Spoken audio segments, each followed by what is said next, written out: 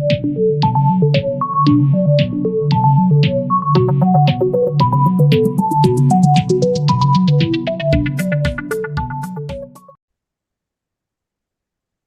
So good morning everyone.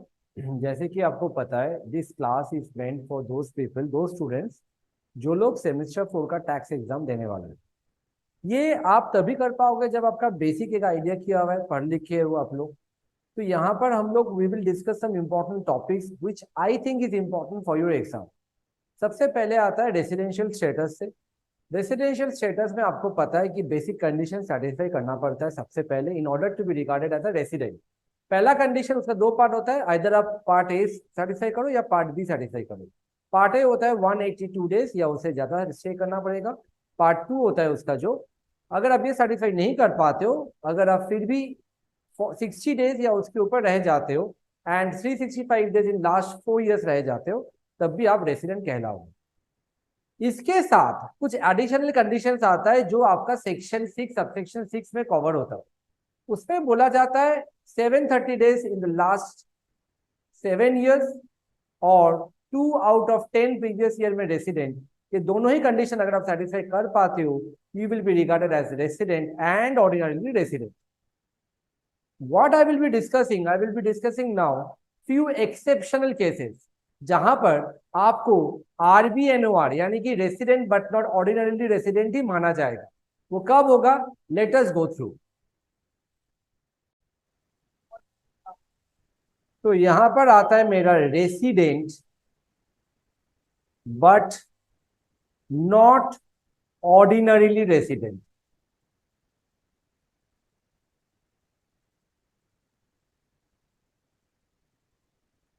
जिसको हम लोग शॉर्ट फॉर्म में RBNOR कहलाएगा। इसका दो पार्ट आता है।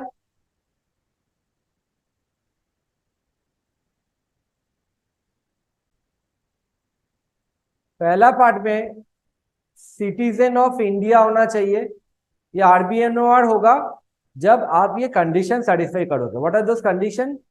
सिटीजन ऑफ इंडिया होना चाहिए, जिसका total income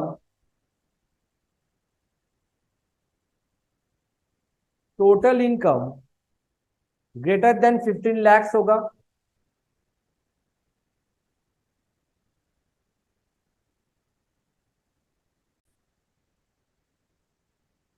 total income 15 lakh cross करेगा और ये कहीं और कोई कंट्री में टैक्सेबल नहीं है, not taxable in any other country.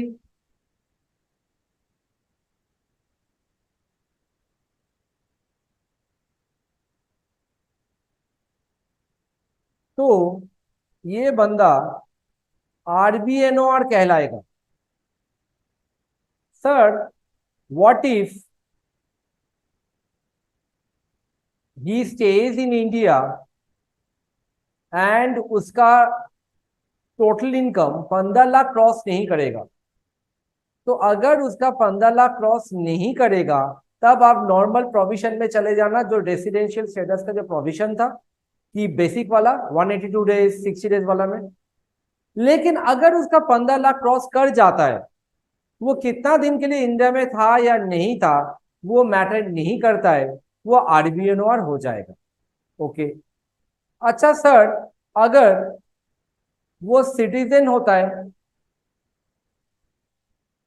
Total income 15 lakh cross करता है, बट वो कोई दूसरा कंट्री में टैक्सेबल हो जाता है, टैक्सेबल इन अदर कंट्री, मतलब वो कोई और देश में टैक्स दिया है, तो अगर उसका स्टे इंडिया में लेस देन 60 डेज हो जाता है, यानी कि बेसिक कंडीशन सेटिस्फाई नहीं करता है, तो ये नॉन रेसिडेंट हो जाएगा।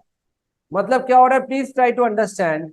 अगर ये taxable in any other country हो जाएगा तो ये एक्सेप्शन के अंदर में नहीं आएगा। This will not come under exception. तो हम एक्सेप्शन करा रहे हैं आपको, तो ये अभी हम लोग नहीं लिखेगा। एक्सेप्शन मतलब ही हो जाता है we will not follow the basic conditions, we will not follow the additional conditions. Simple सा बात, वो डायरेक्टली आरबीएनओआर कहलाएगा। Got it. लेकिन अब इसका एक और एक्सेप्शन आता है कि अगर वो सिटीजन ऑफ इंडिया होता है, सिटीजन ऑफ इंडिया होता है, या फिर इंडियन ओरिजिन होता है उसका, इंडियन ओरिजिन होता है उसका, तब टोटल इनकम 15 लाख क्रॉस करना चाहिए।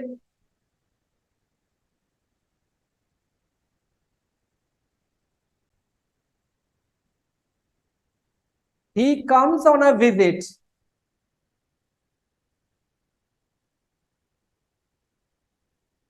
to India or during the previous year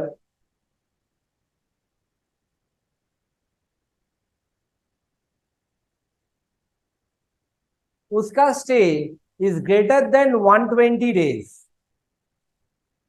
but less than 182 days। यहां पर कोई और कंट्री में टैक्सेबल हो या ना हो फर्क नहीं पड़ता है। आप इंडियन ओरिजिन का हो या सिटीजन हो, आप इंडिया में विजिट करने के लिए आते हो, तब आपका इनकम अगर 15 लाख क्रॉस करता है और इंडिया में अगर आप 120 दिन से ज्यादा रह जाते हो, तब भी आपको डायरेक्टली आरबीएनओआर कहलाएगा। अच्छा सर, इंडियन ओरिजिन हुआ, इंडिया में विजिट करने आता है, लेकिन 120 दिन के लिए नहीं रहता है, 30 डेज, 40 डेज, 90 डेज, 100 डेज के लिए रहता है, तो वो डायरेक्टली आपका एक्सेप्शन में नहीं आने वाला है। You will have to satisfy the basic condition and additional condition.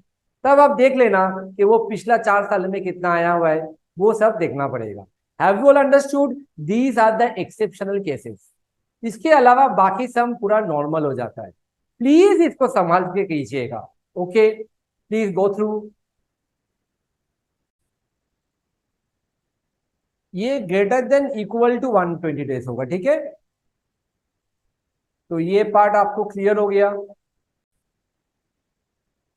इसके ऊपर बेस करके आपका एक बुक में भी इलास्ट्रेशन दिया हुआ है, page 32 as per the new book, वहां पर प्रोविजन इलास्ट्रेटेड बोल के दिया हुआ है, वो वाला आप गो थ्रू कर सकते हो। कोई भी डाउट होगा feel free to contact me. Okay, now I have given you one example, और इन द एग्जाम मैंने एक क्वेश्चन दिया था, उसको सॉल्व कर लेता है। All the questions and PDF will be given to you if you have already not received. Okay, now come to this question, question 1 का A. Mr. R was born in Lahore 1949. He has been staying in America since 1971. He came to India 2nd October 2022 and returns on 31st March 2023. इसको अगर आप total करोगे, it is coming to 181 days. तो ये पहला basic condition satisfy नहीं कर रहा है। फर्स्ट ऑफ ऑल आपको ये सोचना पड़ेगा, क्या ये एक्सेप्शन में आएगा? क्या ये इंडियन सिटीजन है? नो। क्या ये इंडियन ओरिजिन है? नो। वो लाहौर में पैदा हुआ है, तो वो पूरा पूरी हम लोग का इंडिया का कोई बात ही नहीं है, तो this will not come under exception. तो हम लोग यहाँ पर बेसिक कंडीशन और एडिशनल कंडीशन में जाएंगे।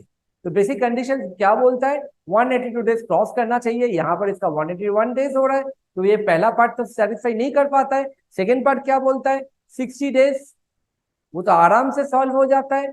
और 4 साल में, पिछला 4 साल में he will have to stay in India for 365 days, but he came to India for the very first time in 2022 on 2nd October and left 31st March। Therefore ये पहला कंडीशन का सेकेंड पार्ट का जो part है वो satisfy नहीं कर पा रहे, therefore this person will not be regarded as a resident. 60 days तो क्रॉस हो जाता है, लेकिन 365 डेज इन 4 previous years ये क्रॉस हो जाता है, therefore these will be regarded non resident. Okay, अब आता है पार्ट बी। पार्ट बी को गो थ्रू करो, क्वेश्चन को पढ़ लो एक बार। पार्ट बी देखो, Shane Warne an Australian cricket player, he has been coming to India since 2008-2009. Every year, कोई बात नहीं है। और इंडिया में वो जब भी आता है वो 4 महीना रहता है, माय गॉड, 4 मंथ्स। तो 4 मंथ्स मतलब कितना दिन होता है, 120 डेज, राइट। आपको इस साल असेसमेंट दिया 23-24, यानी कि प्रीवियस ईयर 22-23 का पूछा है रेसिडेंशियल स्टेटस। तो इसका क्या होगा? तो फर्स्ट ऑफ ऑल वो इंडिया में 120 दिन के लिए था, यानी कि पहला कंडीशन सेटिस्फाई हो जाता है। पहला कंडीशन 60 डेज वाला, दैट इज डन। और इसके छोड़ के लास्ट 4 साल में 365 डेज। अच्छा, लास्ट 4 साल में वो एवरी ईयर 120 डेज करके रह रहा है, तो 4 साल में कितना दिन हो गया, 480 days. That is more than 365। तो 365 डेज इन 4 ईयर्स, ये वाला भी सेटिस्फाई हो जाता है। तो ये बंदा रेसिडेंट तो हो गया। अब ऑर्डिनरीली रेसिडेंट होगा या बट नॉट ऑर्डिनरीली रेसिडेंट होगा, वो देखना पड़ेगा। एडिशनल कंडीशन में बोलता है कि लास्ट 10 ईयर्स में कोई 2 साल उसको रेसिडेंट रहना पड़ेगा। तो वो तो रेसिडेंट तो हो ही रहा है, क्योंकि ये अगर मेरा करंट ईयर में है, लास्ट ईयर में भी उसका सेम है, लास्ट ईयर में भी वही सेम है, क्योंकि 8-9 से लेके 23-24 मतलब ऑलमोस्ट आप मान के चलो 14 ईयर्स, 14 to 15 ईयर्स वो इंडिया में ऐसा ही सिचुएशन में आ रहा है। तो ये तो कोई 2 साल में 2 out of 10 वाला कंडीशन जो है, ये भी सेटिस्फाई हो गया, रेसिडेंट हो गया। और 730 डेज इन 7 ईयर्स, वो भी देख लो आप, 120 into 7, तो इज कमिंग टू 840 डेज। तो ये भी सेटिस्फाई हो जाता है, 730 days in 7 years, this is also satisfied. तो बंदा रेसिडेंट एंड ऑर्डिनरी रेसिडेंट कहलाएगा, भले वो इंडियन सिटीजन ना हो। समझ में आया बात को? Very important. आप डायरेक्टली मार्क्स के ऊपर बेस करके सिचुएशन, कंडीशन या केस क्या है वो लिख के आप थोड़ा थोड़ा करके प्रोविजन लिख लेना, हो जाएगा। But if this comes for 5 marks each, try to understand. सिर्फ पार्ट बी दे दिया, उससे 5 मार्क्स से आप पहले प्रोविजन को लिखोगे, उसके बाद बोल देना ही satisfied all the condition, basic as well as additional. Additional condition का section number 6 subsection 6, basic condition का सेक्शन नंबर 6 सबसेक्शन 1। ओके, तो ये क्वेश्चन मेरा सॉल्व हो जाता है। नेक्स्ट क्वेश्चन आता है क्वेश्चन नंबर 2 में, आप बोल सकते हो एग्रीकल्चर इनकम का क्वेश्चन है। Compensation receive from the government for requisition of land, मतलब क्या होता है, गवर्नमेंट आपका लैंड टेक ओवर कर लेता है और उसके चलते आपको कुछ पेमेंट मिलता है। भले आपका लैंड में आप एग्रीकल्चरल काम क्यों ना करो, but this particular case is not an agricultural activity. Agricultural activity में आपको मैंने बोला था कि वो एक बेसिक ऑपरेशन होना चाहिए और सब्सिक्वेंट ऑपरेशन भी होना चाहिए। सिर्फ सब्सिक्वेंट ऑपरेशन होता है तो वो एग्रीकल्चरल एक्टिविटी नहीं माना जाता है।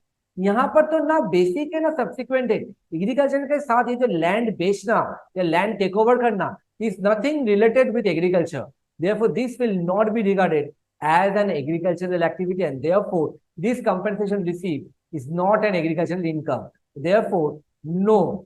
If you want to learn it by heart, मतलब और अच्छे से अगर आपको समझना है, आप रेफर कर सकते हो page 87 point number 16, page 87 point number 16 you can refer, has already been given in the book। ठीक है।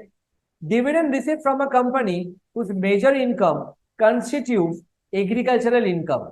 डिविडेंड इनकम भी अगर आप देखोगे तो यहां लिखा हुआ था पॉइंट नंबर 2 में, तो ये भी आपका नॉट एन एग्रीकल्चरल इनकम।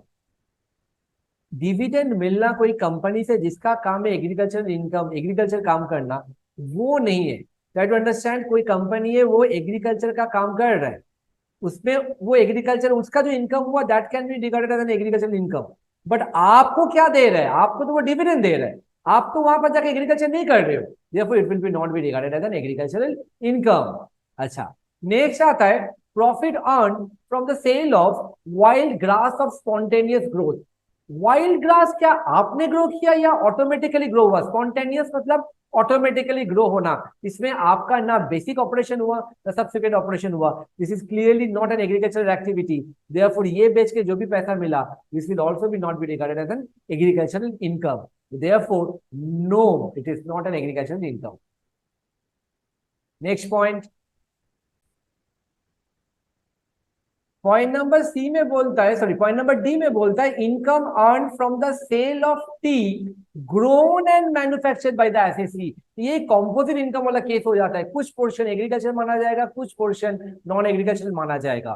तो अगर आपका ग्रो एंड मैन्युफैक्चर दोनों होता है तो 60% will be regarded as agricultural income.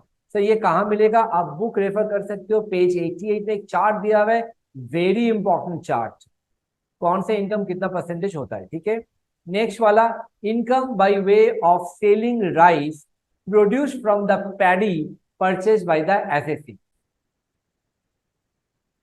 Paddy खरीदा आपने और उसके बाद वो प्रोडक्शन हुआ और राइस प्रोड्यूस हो गया। पैडी को बनाने में जो बेसिक ऑपरेशन सब्सिक्वेंट ऑपरेशन होता है ना, वो आपने कुछ नहीं किया, वो किसी और ने ऑलरेडी कर लिया था। आप तो सिर्फ उसको रोका, कुछ दिन वेट किया और राइस प्रोड्यूस हो गया। Therefore this will not be regarded as a agricultural activity, this is also not an agricultural income. You can refer, this is in page 86, point number,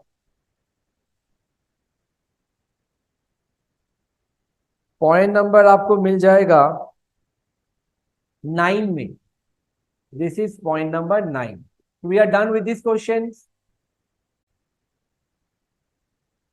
Okay, question number 3. Mr. Mondal, an employee of a private concern, after rendering 24 years 11 months of service, retired on 36 2022 होगा। ये question में मैंने 18 दिया हुआ था, बात तो same ही है।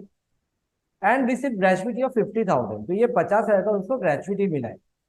He also received 54,000 as commuted value of pension for 75%, मतलब 75% वो कम्यूट करवाया तो उसको 54,000 मिल गया of his monthly pension. His average monthly salary for preceding 10 months to his retirement was 4,500, मतलब एवरेज निकाल के दे दिया तो सम becomes very simple. Determine taxability, आपको ग्रेजुइटी और पेंशन दोनों को सॉल्व करके निकालना पड़ेगा टैक्सेबल वैल्यू। ओके, सबसे पहले हम लोग लिखेगा यहां पर calculation of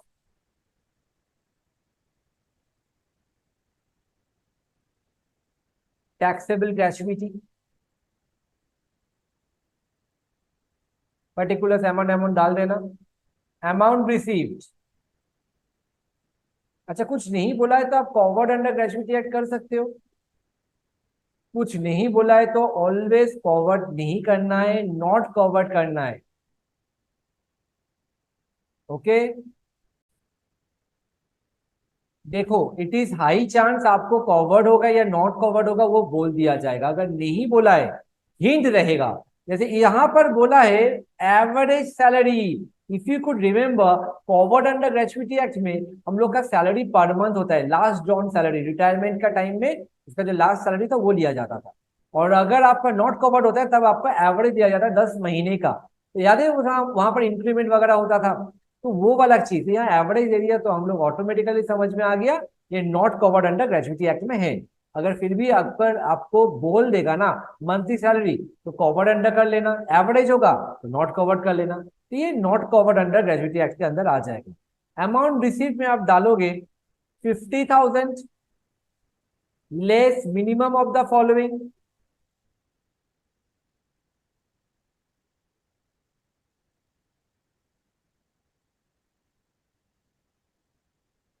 under section 10(13)(a), sorry 10(10), very sorry.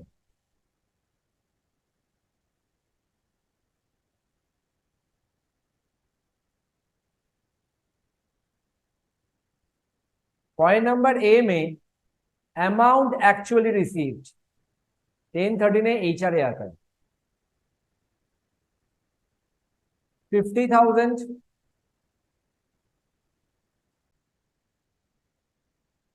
Amount actually receive के बाद point number B statutory limit statutory limit आपको पता है 20 लाख हो गया अभी।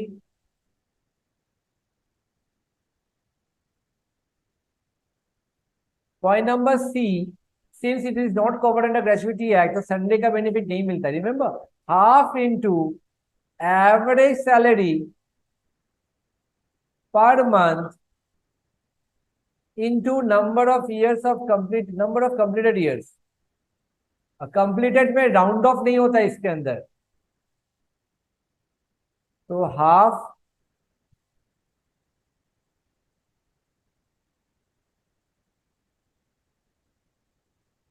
Average salary per month 4,500 question में दे दिया था, और नंबर ऑफ कंप्लीटेड ईयर्स में I think it's given 24 years 11 months.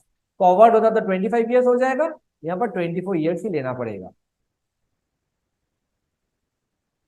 Please calculate, दिखाना ऐसे ही एग्जाम में। 54,000, तो ये तीन में से लोअर कौन सा हो गया? तीन में से लोअर तो 50,000 हो गया, तो 50 से 50 माइनस हो गया, तो nothing is taxable for gratuity. अब आता है taxable pension.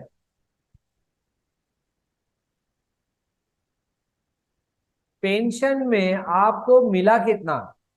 Amount received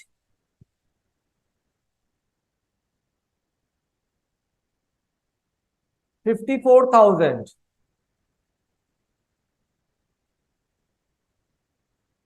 less exemption. Gratuity भी मिल रहा है ना इसको, ग्रेचुइटी भी मिलेगा तो 1/3 एग्जेम्पशन होगा, कम एग्जेम्पशन। अगर ग्रेचुइटी नहीं मिलता, सिर्फ पेंशन मिलता, तो हाफ एग्जेम्पशन हो जाता। अच्छा, सेक्शन नंबर में यहाँ पर 10-10 होता है, और पेंशन वाला में 10-10 A होता है। ठीक है, तो amount receive less 1/3 of actual, तो यहां पर 54,000 is your 75% value, divided by 75 और इंटू 100 करोगे तो you will get the 100% value, उसका 1/3 निकालना है। ठीक है, please calculate. It's coming to 24,000, 54 minus 24, 30,000। This is your taxable. तो टोटल टैक्सेबिलिटी कितना हो जाएगा? नील प्लस 30,000। एग्जाम में अभी नील आया, एग्जाम में ये नील नहीं हो सकता, कुछ और हो सकता है, तो दोनों को जोड़ के आंसर बताइएगा। ठीक है, next question that is question number 4 which is from the chapter income from other sources. ये वाला क्वेश्चन काफी इंपॉर्टेंट है, ऐसा ही नॉर्मली पूछा जाता है। तो let us start question number 4, not the और, उसके पहले वाला। Calculation of income from other sources.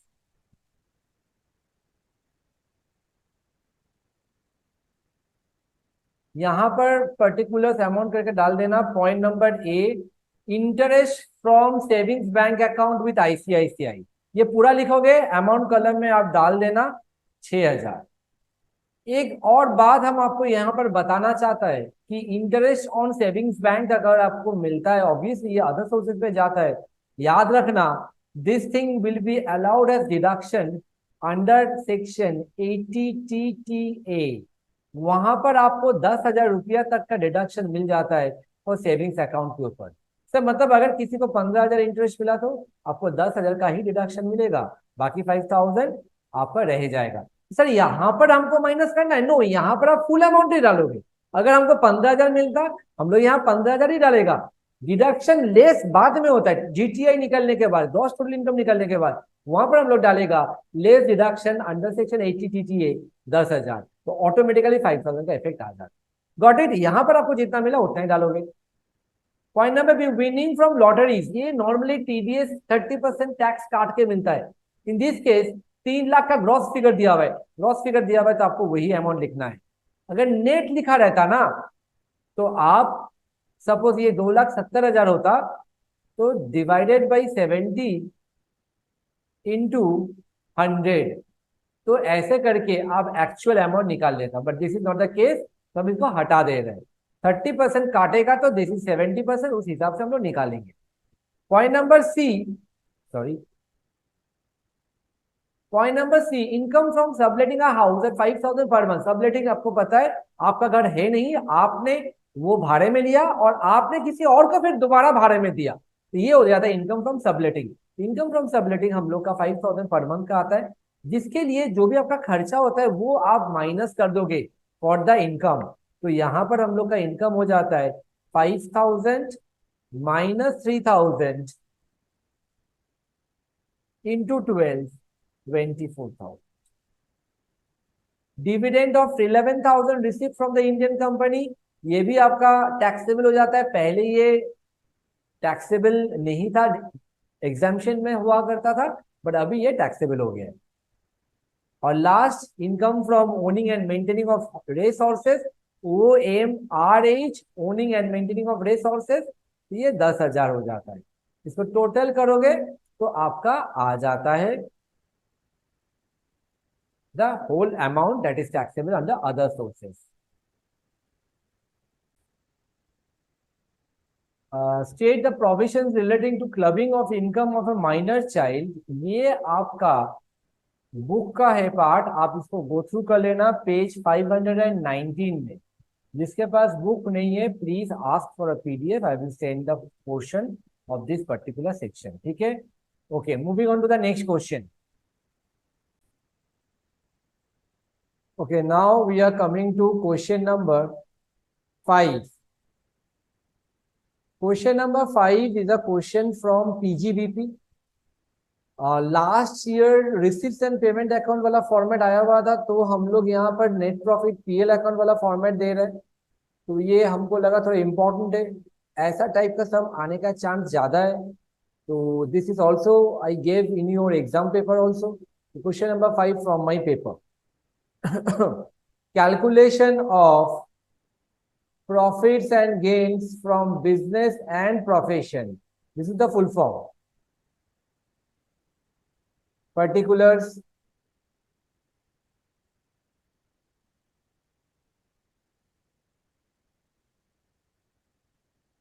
Amount rupees, amount rupees.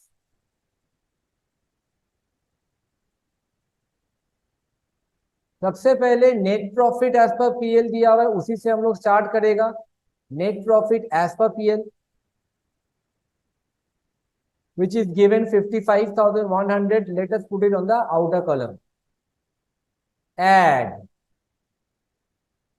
expenses disallowed, मतलब जो PL में नहीं आना चाहिए but debited.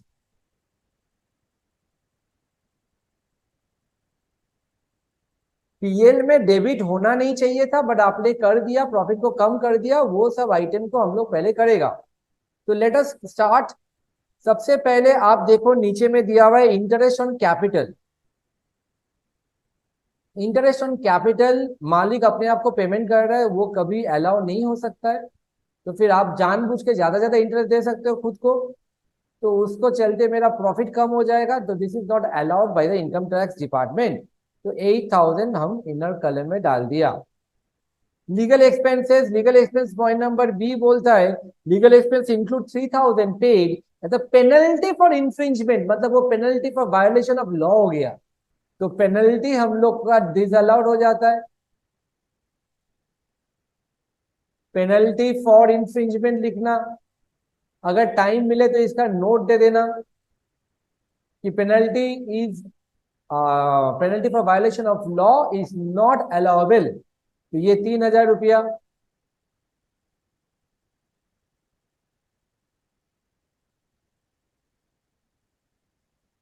एक सेकेंड,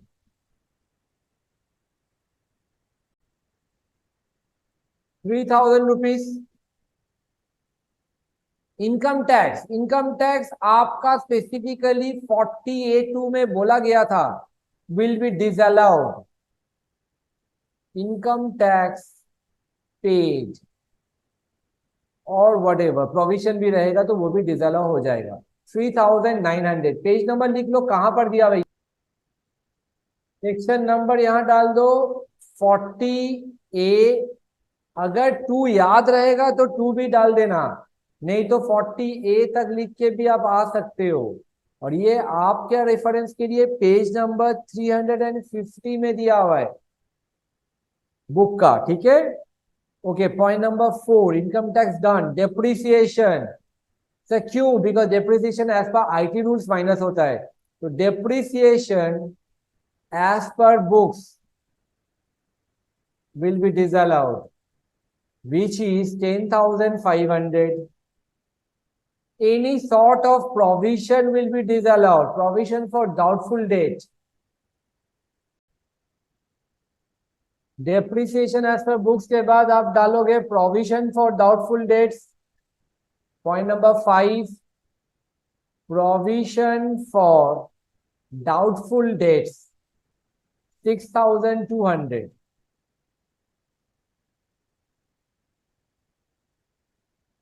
उसके बाद पॉइंट नंबर 6, बैड डेट में कोई प्रॉब्लम नहीं है, सैलरी में कोई प्रॉब्लम नहीं है। डोनेशन सर, डोनेशन तो आपने बोला था 80G में डिडक्शन होता है, डोनेशन 80G में बाद में माइनस हो जाएगा, बट अभी क्यों माइनस होगा? पीएल में डाल के खर्चा कम करोगे यहाँ पर और बाद में डोनेशन भी क्लेम करोगे डिडक्शन में 80G में, तो यहाँ पर ये अलाउड नहीं है। Donation will be disallowed 2500। याद रखना 80C से लेके 80U तक कोई भी चीज अगर आप पीजीबीपी में पीएल में डाल के रखे हो उसको ऐड बैक जरूर कर लेना, क्योंकि उसका ट्रीटमेंट डिडक्शन में होता है, जीटीआई निकलने के बाद लेस डिडक्शन में आ जाएगा। डोनेशन के बाद आता है जनरल चार्ज, कोई प्रॉब्लम नहीं है, रेंट में कोई प्रॉब्लम नहीं है, वेजेस में कोई प्रॉब्लम नहीं है, परचेज में प्रॉब्लम है। परचेज में बोलता है purchase include 15,000 paid in cash. Section 40A3 में हम लोग देखा था, अगर आप पेमेंट करते हो मोर देन 10,000 इन कैश और in any mode other than account पे चेक, तो आपका ये डिसअलाउ हो जाता है। तो आपने 15,000 का पेमेंट किया वो डिसअलाउ हो जाएगा। कैश परचेज बोल के लिखो, आप इसका नोट लिख लेना। Payment in cash will be disallowed under section 40A3, amount 15,000। Total करो इसको,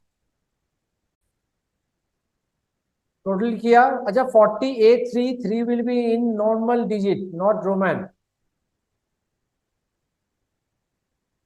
अच्छा, इसके बाद हम लोग टोटल करेंगे इसको और टोटल वाला हम लोग आउटर कलर में डाल देंगे। टोटल कितना आ रहा है प्लीज चेक। 49,100 आ रहा है, मेरे को एक जन बोला, तो ये 55,100 के साथ टोटल करोगे इट इज कमिंग टू 104,200। इसके बाद आता है less expenditure allowed but not debited, मतलब जो आप एक्सपेंडिचर पीएल में चार्ज कर सकते हो बट आपने डेबिट नहीं किया, बट नॉट डेबिटेड। उसमें से सबसे पहला आता है depreciation as per IT rules. ये तो आपको पीएल में होना चाहिए, बट आपने पीएल में बुक्स के हिसाब से डेप्रिसिएशन चार्ज किया। एज पर आईटी रूल्स कितना है डेप्रिसिएशन? 12,000। एक ही अमाउंट है तो आउटर कलर में डालो। अब क्रेडिट साइड में आ जाओ। बैड डेट रिकवर दिया हुआ है डिसअलाउड इन अर्लियर ईयर। मैंने बोला था रिकवरी में जो पहले डिसअलाउ हो जाता है वो छोड़ के बाकी टैक्सेबल हो जाएगा, तो यहाँ पर पूरा ही डिसअलाउ हो गया था, वो अगर अभी आपको मिल जाता है उसके ऊपर आप टैक्स क्यों दोगे? क्या आपने आपको वो पहले उसके ऊपर खर्चा अलाउ किया था? No, it was not allowed earlier, तो अभी वो डिसअलाउ भी आपका जो मतलब रिकवरी जो होगा उसके ऊपर टैक्स नहीं लगेगा। तो ये यहाँ पर क्रेडिट हो गया तो प्रॉफिट बढ़ गया, आप माइनस कर देना। अच्छा, interest on PPF public provident fund, ये वाला जो है ये आपका एग्जेम्पशन होता है, तो this will also be not be taxable, but credit side में आ गया तो नहीं लेंगे हम लोग। और बैंक इंटरेस्ट और इंटरेस्ट ऑन एनएससी, ये वाला हम लोग का profit on sale of machinery, bank interest और इंटरेस्ट ऑन एनएससी आपका आ जाएगा अदर सोर्सेस में, और profit on sale of machinery जो है ये आएगा कैपिटल गेन में। तो ये सब क्रेडिट साइड में आ गया है, तो प्रॉफिट को बढ़ा दिया है, माइनस करना पड़ेगा। तो लिखो less, less income not taxable but credited. सबसे पहले आता है इंटरेस्ट ऑन पीपीएफ और आता है बैड डेट रिकवरी। नोट लिख लेना बैड डेट रिकवरी में, क्योंकि वो डिसअलाउ अर्लियर था। बैड डेट रिकवर्ड, आप नोट भी लिख सकते हो या यहां पर भी ब्रैकेट में लिख सकते हो, disallowed earlier.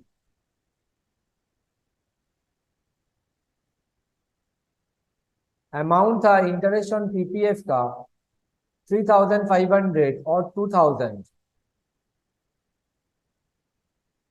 3,500 2,000 total comes to 5,500। सब माइनस को एक साथ करेंगे तो मैंने अलग से लिख लिया। Less income taxable under other heads.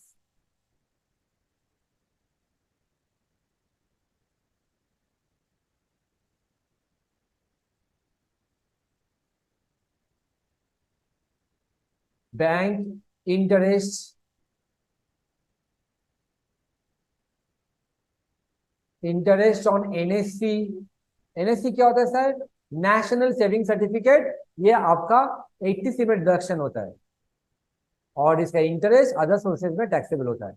Interest on NSC, और था profit on sale of machinery. I think profit on sale of machinery ये सीजी में टैक्सेबल हो जाएगा, पीजीपीपी में नहीं आएगा।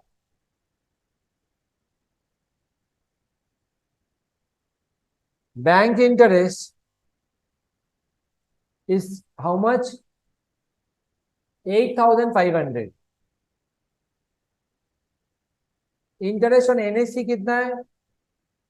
1050। Profit on sale of machinery कितना है? 4,000। 13,550। तो ये सब आपका माइनस हो जाएगा।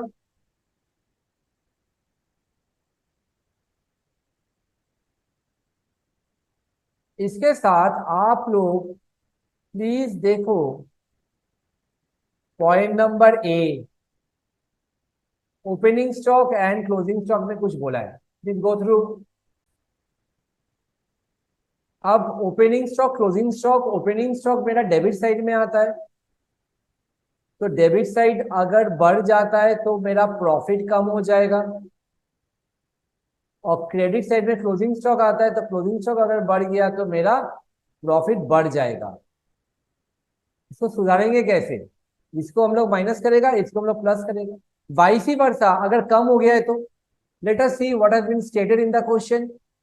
क्वेश्चन में बोलता है opening stock and closing stock were valued at 10% below cost. कम हो गया है, तो मेरा ओपनिंग स्टॉक अगर कम हो गया है तो प्रॉफिट क्या हो गया? बढ़ गया। तो आपको ये माइनस करना पड़ेगा। और क्लोजिंग स्टॉक अगर मेरा कम हो गया तो क्या हो गया? प्रॉफिट कम हो गया, तो हम लोग को इसको प्लस करना पड़ेगा। ओके, तो what will be the value? Opening stock था मेरा 90,000, ये 10% बिलो कॉस्ट है, तो 90,000, ये 90% के लिए 10% बिलो मतलब 100%। वो 10% से नीचे है तो हुआ कितना? 90%। तो 90,000 डिवाइडेड बाई 90 × 10 करोगे, आपको मिल जाएगा, सॉरी 90 × 10 करोगे तो आपको मिल जाएगा कितना से कम हुआ? 9,000 नहीं, 10,000 से कम हो गया। तो ये आप डालोगे वैल्यूएशन ऑफ स्टॉक, तो हम लोग का ओपनिंग स्टॉक वाले को क्या करना है? माइनस करना है, less over valuation of opening stock, sorry under valuation होगा,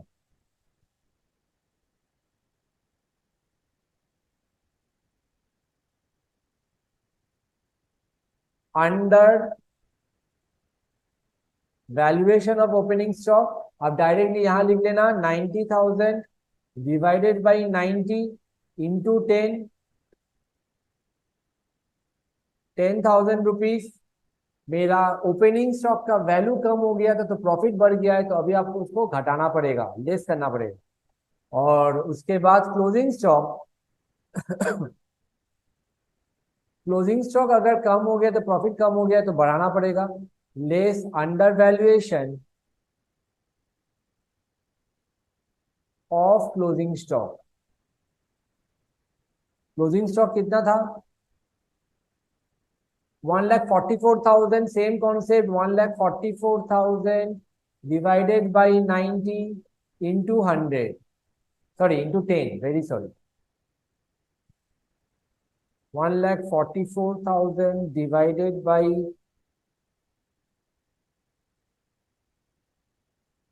16,000,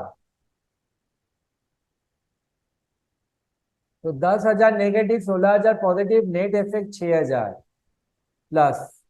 please sum it up and you will get the answer. ये सम यहीं पर खत्म हो जाता है, आप लोग कैलकुलेशन कर लेना। We will move on to the next question. Okay, now let us come to question number 5A। 5A जो है ये वाला, ये और का है। हाँ, जो और वाला पोर्शन आता है वो वाला डेप्रिसिएशन का सम है, सिंपली पीजीबीपी का। Engage in the manufacture, manufacture मतलब ही आ जाता है एडिशनल डेप्रिसिएशन मिलेगा इसको। अच्छा, इसका मैन्युफैक्चरिंग यूनिट काकद्वीप में है। 31 मार्च 2023 का बोला है आपको। ओपनिंग डब्ल्यूडीवी परचेज हुआ, उसको ऐड करोगे, दो परचेज, ये दोनों ऐड हो जाएगा, सेल जो हुआ वो माइनस हो जाएगा। उसके बाद मेरा 15% रेट ऑफ डेप्रिसिएशन है और एडिशनल डेप्रिसिएशन 20% है। Let us start. Opening WDV 10 lakh as you can see in the solution. उसके बाद आता है परचेज। परचेज हुआ मेरा टोटल 10 प्लस 4 14 लैक्स, टोटल आ जाता है 24 लैक्स। सेल हुआ है 1 लाख का, माइनस किया 23 lakh. This is my closing WDV. अब ये जो 23 लाख है, इसमें मेरा 14 लाख का जो है, 14 लाख तो नहीं हो पाएगा, 10 लाख जो है वो 1 अगस्त को खरीदा गया था। मतलब 182 डेज के ऊपर अगर यूज होता है, 180 दिन के ऊपर यूज होता है तो फुल रेट। तो देयरफॉर अक्टूबर के पहले आता है तो ये फुल ईयर का डेप्रिसिएशन होगा। तो यहां पर 10 लाख जो है उसके ऊपर पूरा 15%, मतलब समझ लीजिए प्लीज, आपका जो नया वाला एसेट है 4 लाख, तो 23 लाख के में से नया वाला एसेट को माइनस करो। 23 लाख से अगर हम लोग निकालेगा तो एक आता है 4 लाख वाला एसेट, जो कि ना लेस देन 180 डेज यूज हुआ, तो इसके ऊपर 50% रेट होगा। तो 4 लाख के ऊपर मैंने डेप्रिसिएशन 15% दिया हुआ है और ये हाफ रेट हो जाएगा। और बाकी 23 में से 4 का हिसाब हो जाता है, रिमेनिंग आता है 19 लाख। इसके ऊपर 15% फुल ईयर का होगा। ये तो हो गया normal depreciation. 19 lakh 15%, 4 lakh 15%, half. बीच में प्लस साइन मत भूलना। 3,15,000। अब एडिशनल डेप्रिसिएशन, एडिशनल डेप्रिसिएशन सिर्फ नया मशीन के ऊपर होता है। तो मेरा एक है 4 लाख वाला, जिसके ऊपर 20% अगेन हाफ, और बाकी 10 लाख जो है नया वाला एसेट, इसके ऊपर फुल ईयर। तो 10 लाख के ऊपर फुल ईयर, 4 लाख के ऊपर आधा, तो हो गया 2,40,000। टोटल डेप्रिसिएशन 23 लाख से माइनस किया तो मेरा डब्ल्यूडीवी आ जाएगा।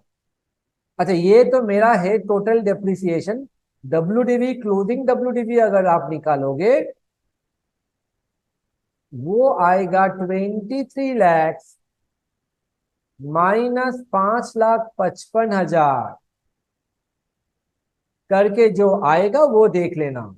तो ये आएगा मेरा आंसर। यहां पर डेप्रिसिएशन भी पूछा जो 5,55,000 हो जाता है, और WDV भी होता है जो माइनस करके आप निकाल लेंगे। दिस वाज आवर 5 का पार्ट ए।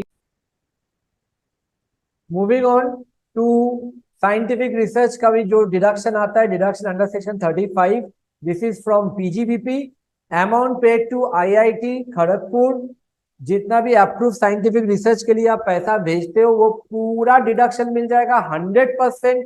तो कंट्रीब्यूशन टू IIT 2 लाख का 100% 2 लाख। ये सब जो इंस्टीट्यूशन हो गया ना, ये सब रिकॉग्नाइज इंस्टीट्यूशन है। तो कोई भी रिकॉग्नाइज इंस्टीट्यूशन में अगर आप पैसा कंट्रीब्यूट करते हो फॉर साइंटिफिक रिसर्च, वो 100% हो जाता है। तो 2 लाख के ऊपर 100, 20,000 के ऊपर 100, 3 लाख के ऊपर 100, तो ये हो गया 100%। अब उसके बाद आता है purchase of land. Land is not deductible, not eligible, तो इसके ऊपर नहीं मिलेगा deduction.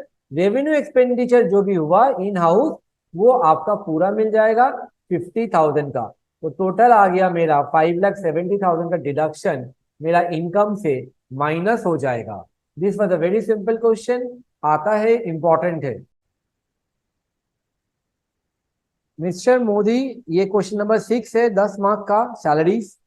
Employ of Banerjee limited join the service from 1 Jan on a pay scale of 20,000, 1,000 करके इंक्रीमेंट होगा, 30,000 तक पहुंचेगा। आपको प्रीवियस ईयर 22 से इसका निकालने बोला है। सबसे पहले हम लोग को बेसिक सैलरी निकालना पड़ता है, आपको पता है। पहले आता है बेसिक, उसके बाद फीस, कमीशन, ये सब हो जाने के बाद पेंशन, ग्रेचुइटी, उसके बाद अलाउंसेस स्टार्ट होता है। This is the format. उसके बाद परक्विजिट स्टार्ट होता है। ओके, तो यहाँ पर तो सिर्फ बेसिक्स ही है। तो बेसिक्स कितना है? 20,000 जनवरी 1 में ज्वाइन किया था 2020 का, 22-23 का निकालना है। तो मतलब जनवरी 1 से लेके जनवरी 2 तक इसका हम वर्किंग दिखा देता है। तो क्वेश्चन नंबर 6 में आ जाओ। Calculation of basic salary per month, वो ज्वाइन किया था 1/1/2020 से, और वो 31 दिसंबर 2020 तक उसका सैलरी 20,000 करके था। उसके बाद 21 में 21,000 हो गया, 22 में 22,000 हो गया। तो हम लोग को चाहिए 22-23। तो 22-23 में हम लोग का यहाँ पर डेट हो जाता है अप्रैल से लेके दिसंबर, और 23 में जनवरी, फरवरी, मार्च। तो यहां पर मेरा calculation 22,000 into 9, 23,000 into 3 will be your basic salary. तो बेसिक सैलरी में आ जाओ।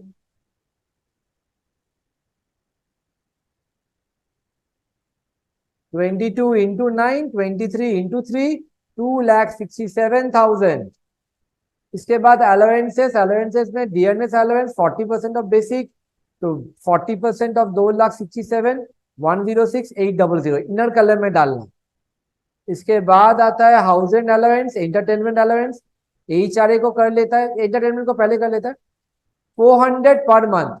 एंटरटेनमेंट अलाउंस एक ऐसा अलाउंस है जो आपका डकटैप पे नहीं आता है ना, स्पेशल अलाउंस में आता है। DUCTAP you remember, DUCTAP, D for dress, D for daily, U for uniform, C for conveyance, T for traveling, A for assistant, P for professional development।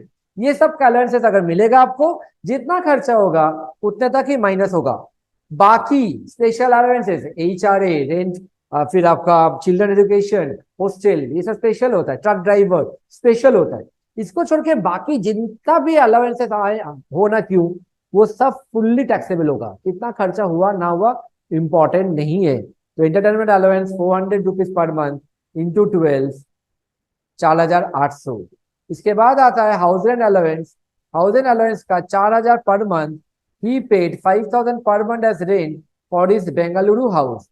कहां पर है ये बंदा है बेंगलुरु हाउस में, तो मतलब नॉन मेट्रो सिटी हो जाता है। तो हम लोग का यहाँ पर आएगा house and allowance 4,000 into 12, 48,000 less exemption under section 10(13) है। Minimum actual amount receive 48,000, 40% of salary because non metro है। तो सैलरी का डेफिनेशन क्या होगा? सैलरी का डेफिनेशन में आप आओगे basic plus DA forming part, तो 2,67,106,800, 373,800, डीए कहां से आया, यही वाला 106,800, इसका 40%। पूरा ही फॉर्मिंग पार्ट मान लिया सर, कुछ नहीं बोला जाएगा तो क्या होगा, कुछ बोला नहीं जाएगा तो आप पूरा ही फॉर्मिंग पार्ट मान लेना। तो हम लोगों का यहाँ पर 149,520 40% आ गया। फिर rent paid minus 10% of salary, rent paid है 5,000 इंटू 12 और 37,380 आ गया मेरा सैलरी का 10%। सैलरी कितना था, 373,800, उसका 10%, 22,620। ये तीनों में से मिनिमम कौन, ये तीनों में से मिनिमम 22,620, उसको आउटर कलम में डाला, 48 से माइनस किया। ये फिर ये आप पूरा चीज नोट में बना सकते हो, पर्टिकुलर से बना सकते हो। इनर कलम में आपको 25,380 डालना पड़ेगा। अब डायरेक्टली लिख सकते हो टैक्सेबल एच आर ए 25,380, ये पूरा चीज का वर्किंग नोट बना के नीचे में दिखा सकते हो। अलाउंसेस में हम लोगों का डीए था, एच आर ए था, एंटरटेनमेंट था। इसके बाद ये सब, अच्छा प्रोजेक्ट अलाउंस भी है 1,000 पर मंथ।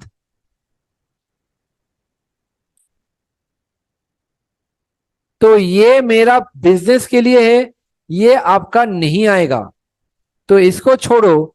बाकी हम लोग परक्यूजिट्स में आ जाता है।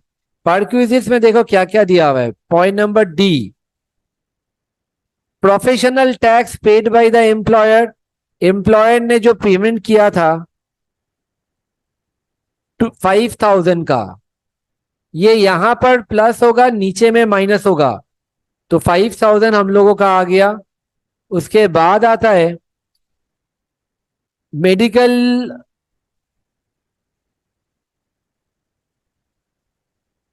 he paid 5,000 as his own policy, okay, he also paid, अच्छा ठीक है।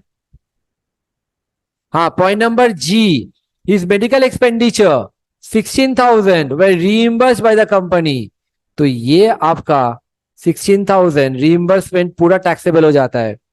Electric bill reimbursement, expenses were born bye the company, ये भी आ जाता है परक्विजिट्स में 2,000।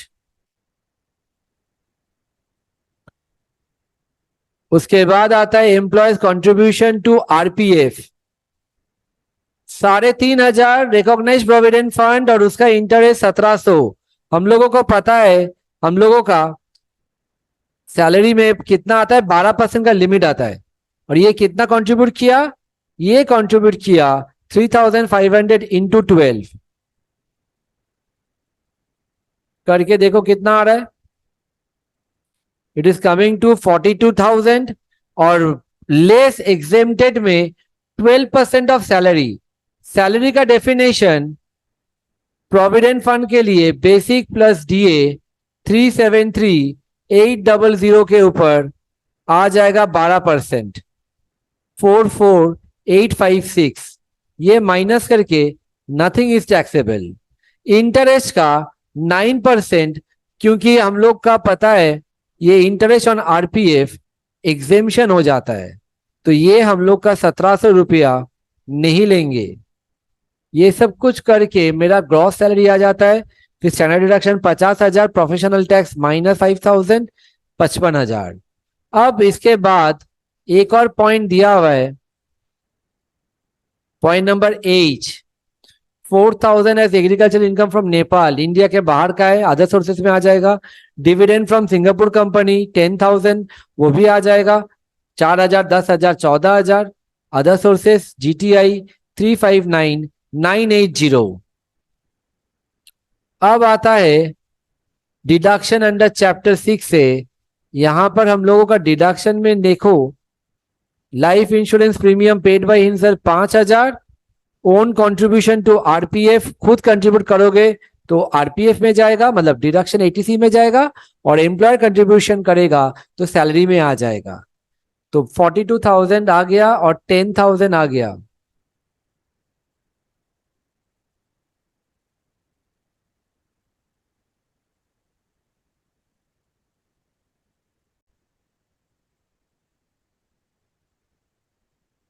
तो ओन कंट्रीब्यूशन टू आरपीएफ 12,000 आ गया। एनएससी परचेस, ये वाला चीज ये लोग दिया हुआ है क्वेश्चन में, यहां पर दिया हुआ है देखो, ही परचेस एनएससी 10,000, तो ये आईटीसी में आ जाता है। तो 57,000 एटीसी नोट 4, और medical insurance premium paid by cheque, तो 12,000 रुपया ये आपका 80D में आ जाएगा। तो 12,000, 69,000 माइनस किया 3,16,980। आपको ये पीडीएफ मिल जाएगा D6 का, और 80G का डिडक्शन है। आपको पूछा है नॉट ओनली कैलकुलेट, आप एक काम कर लेना, 80G के साथ यहां पर हम लोग टोटल इनकम भी अगर निकालना पड़ता तो कैसे निकालेंगे वो देख लेंगे, ठीक है।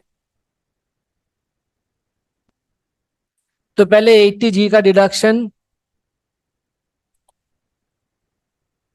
ये वाला, ये वाला, ये वाला, ये वाला, ये वाला, 1 2 3 4 5,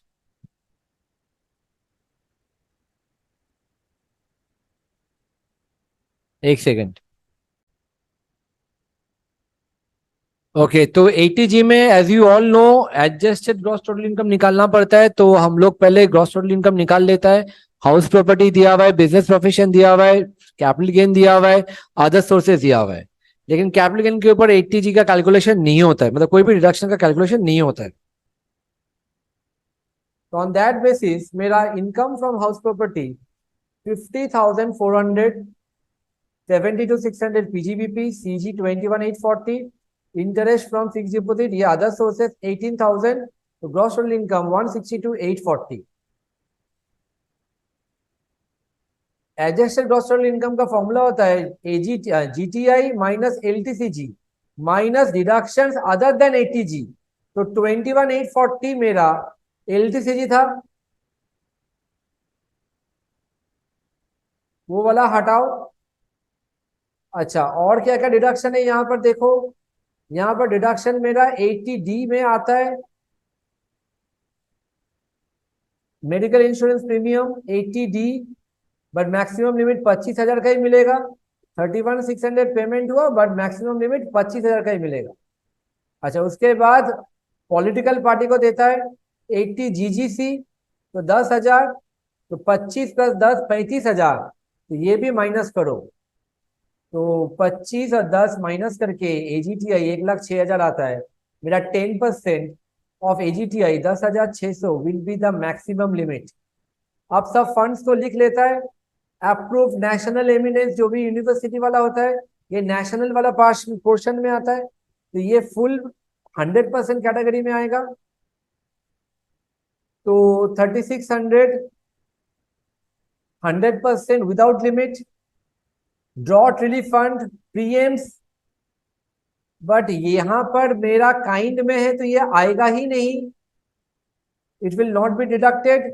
national relief fund again 100%। Jawaharlal Nehru fund, you know the poem, Jawahar का बच्चा इंदिरा राजीव सुखा, तो ये 50% वाला लिमिट में आएगा। और लास्ट में अप्रूव चैरिटेबल इंस्टीट्यूशन, ये वाला जो होगा, ये वाला विथ लिमिट में आ जाएगा। तो एक एक करके देखता है।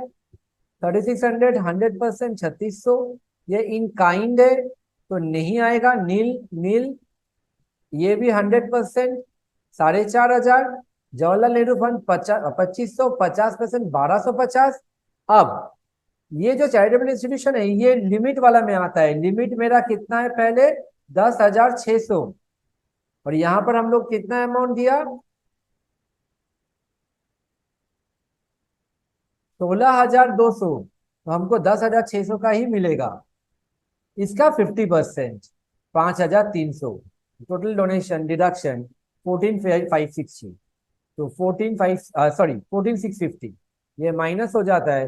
टोटल डिडक्शन आता है 49,650 का, 1,62,480 से माइनस करो 113,190, तो ये मेरा क्वेश्चन ओवर हो जाता है। Next comes question number 7। Mister Manik furnishes the following information for the previous year 22-23। Howrah में है एक प्रॉपर्टी, और एक गोल्ड वाला ज्वेलरी। तो हम लोग दोनों को साइमल्टेनियसली बनाएंगे। सेल कंसिडरेशन, हावड़ा वाला घर को बेचा 36 लाख और गोल्डन ज्वेलरी को बेचा, गोल्ड को बेचा 25 लाख।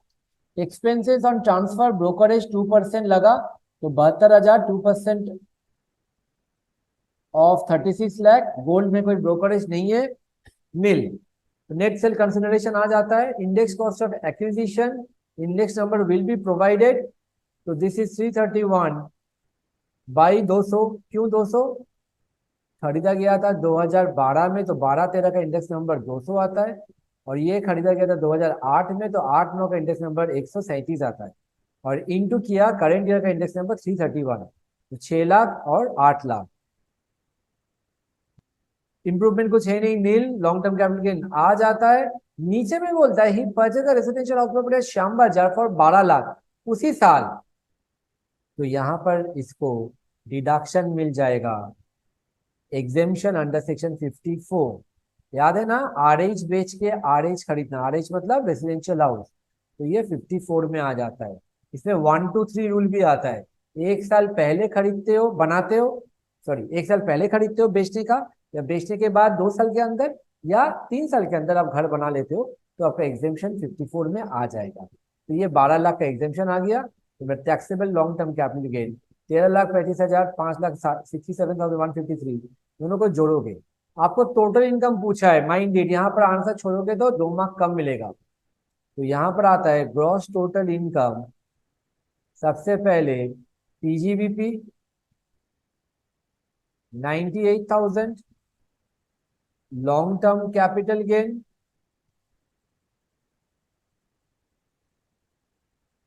हाउस का 13,35,000, गोल्ड का 567,153। टोटल करके डालोगे और इसको टोटल कर दोगे तो आपका टोटल इनकम आ जाता है। डिडक्शन कुछ नहीं है हम लोग का, इसीलिए डिडक्शन होता तो माइनस कर देंगे। ओके, तो this is question number 7, this was हो गया। अब आगे वाला जो चीज है ये बहुत बार क्लास में हो चुका, तो आप लोग एक बार देख लो। This is question number 8, this is the question. Pause करके देख लेना those are doing from the video, और ये इसका सल्यूशन।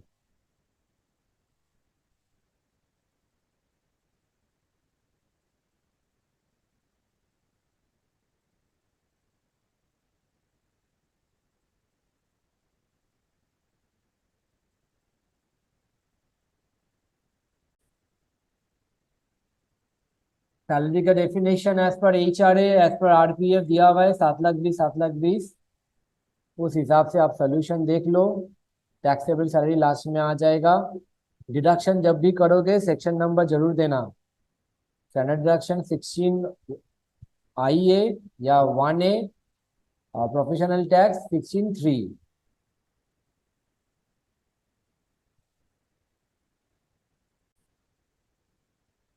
क्वेश्चन नंबर 9, क्वेश्चन दिया हुआ है ऊपर में, आप देखो। दी पोद्दार वाला जो घर है, 15 मार्क्स का क्वेश्चन है। उसका सोल्यूशन नीचे में दिया हुआ है। We all know this kind of calculations.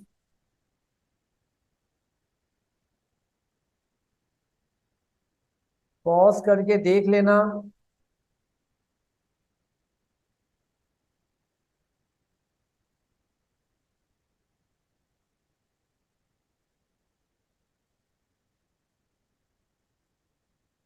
PDF चाहिए तो पिंग कर लीजिएगा प्लीज।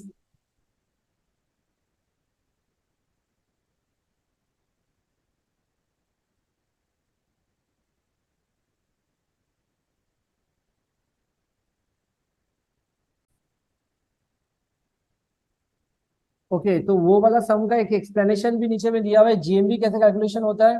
मेट्रो सिटी के लिए GMV का फॉर्मूला, मतलब NMV का फॉर्मूला होता है NMV equal to GMV minus 10% of GMV। No water tax, no sewerage tax. तो हम लोगों का 90,000 दिया हुआ था NMV।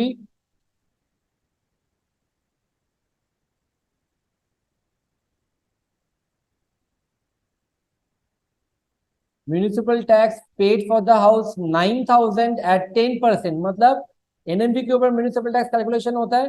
तो 10% अगर 9,000 होता है तो 100% मतलब कितना होता है 90,000। 90,000 एनएमवी हो गया तो जीएमवी कितना होगा 1 लाख। ठीक है, ये वर्किंग दिया हुआ है।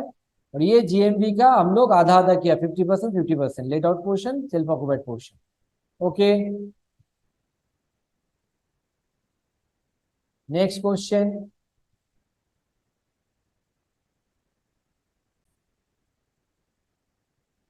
So the solution given below, house one let out, house two self occupied. पहले जीएबी निकालो, RER 687, ARR 675, higher 687, but this is due to vacancy. ARR is less than RER due to vacancy. Therefore, GAV will be ARR after vacancy. ठीक है, vacancy वाला case हो गया। तो यहाँ पर ये सोल्यूशन दिया हुआ है, देख लीजिए। Municipal tax, standard deduction, interest on loan, और सेल्फ ऑक्युपाइड में इंटरेस्ट ऑन लोन होएगा सिर्फ,